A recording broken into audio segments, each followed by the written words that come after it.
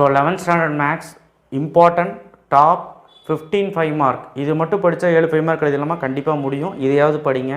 And 2 mark 3 mark வந்து chapter 1, chapter 4, chapter 5 and chapter 7, chapter 8, chapter 10, chapter 12 இதில் மட்டும் பார்த்தீங்கனாலே ஒரு 6 2 மார்க் வரைக்கும் எழுதுறதுக்கு வாய்ப்பு இருக்குது. 3 மார்க்கும் எழுதுறதுக்கு வாய்ப்பு இருக்குது. குறைஞ்சது 5 2 மார்க் 5 3 மார்க் வாய்ப்பு இருக்குது. எல்லாமே எழுதணுன்னா நீங்கள் எல்லா சாப்டர் படிக்கணும். 5 மார்க்ஸ் பார்த்துடலாம். ஸோ லைக் பண்ணுங்கள், ஸோ பேஜை ஃபாலோ பண்ணுங்கள். கண்டிப்பாக லைக் பண்ணாமல் பார்த்துட்டு இருக்காதிங்க.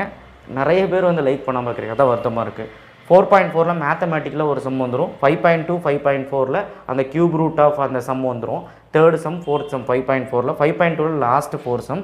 7.1 ஸ்கியூ மேட்ரிக்ஸ். 7.2 வந்து ஒரு 4 சம் யூடியூப் சேனலில் போட்டிருக்க எல்லாமே தெளிவான பிடிஎஃப்பில் போட்டிருப்பேன், அங்கே வந்து பாருங்கள்.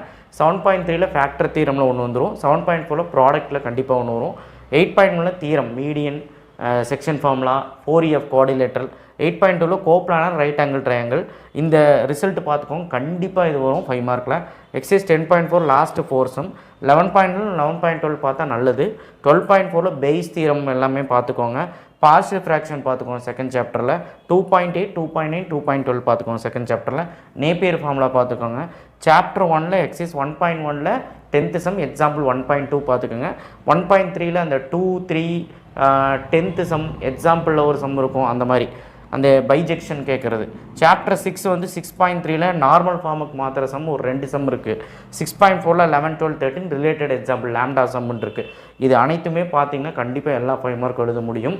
ஸோ ஆல் தி பெஸ்ட், நல்லா பண்ணுங்கள். நெக்ஸ்ட் வீடியோவில் சந்திப்போம். சப்போர்ட் பண்ணுங்கள். தேங்க்யூ.